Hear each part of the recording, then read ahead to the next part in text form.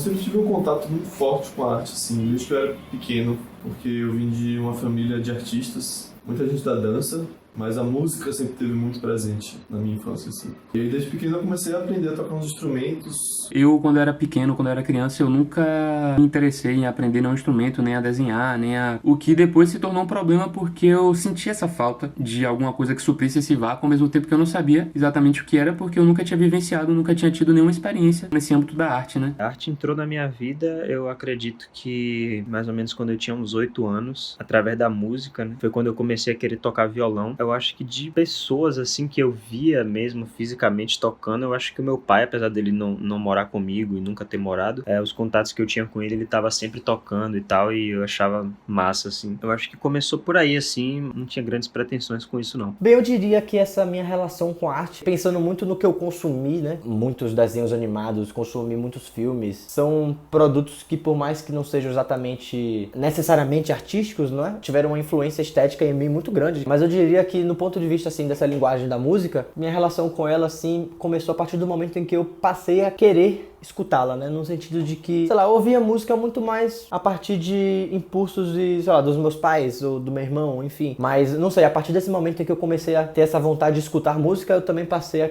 querer fazer música, né? Enfim. E eu simplesmente falei, meu Deus do céu, eu quero aprender a tocar gaita. E meu pai achou uma super ideia, porque gaita seria um instrumento relativamente barato e, além de tudo, portátil, né? Pequeno. Então, fiquei aprendendo algumas coisas na internet e depois eu acabei entrando mais nessa coisa de realmente querer me envolver com os instrumentos de cordas, né? Já tinha um violão lá em casa.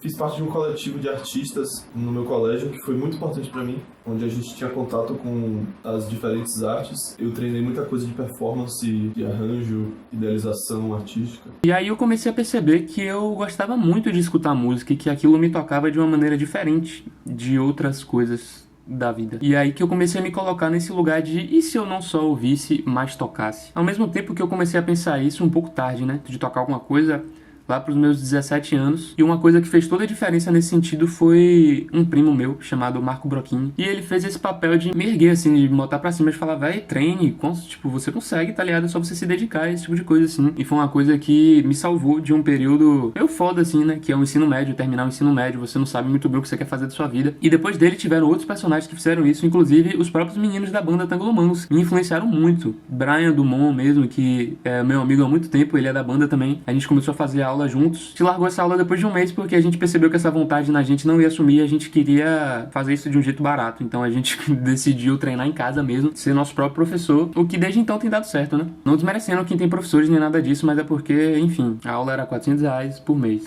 Mais foda. Com uns 12 eu comecei a conhecer mais coisas ligadas ao rock, comecei a me interessar muito por guitarra, e aí comecei a querer tocar guitarra e tal. Ganhei uma guitarra de presente e fui levando durante uns 2, 3 anos. Depois eu parei e quando eu tava com uns 16 anos, aí eu voltei a tocar e aí realmente eu comecei a querer fazer isso pra não parar mais e talvez até pensando nisso já profissionalmente. Ali mais ou menos um pouco antes e durante o ensino médio, tanto o meu consumo de música tinha mudado, como também essas vontades, né? Eu também não dava muita asa a esses desejos, afinal não é uma coisa muito incentivada, né? Não é uma das profissões que aparece lá, né, no colégio como uma opção saudável. No final do ensino médio eu comecei a conhecer também outras referências que passaram a reacender em mim um pouco esse desejo antigo de querer fazer minhas músicas, de querer desenvolver minha própria linguagem e tudo mais. Talvez se eu não tivesse tido contato com esses artistas que me fizeram vislumbrar essa possibilidade como algo realmente viável, eu talvez não estivesse, né, aqui hoje tentando desenvolver minha linguagem, tentando fazer minhas músicas, enfim, tentando viver da minha arte, né, seja lá o que for isso. Então, não sei, por mais que eu esteja falando de um lugar muito específico e de muito privilégio,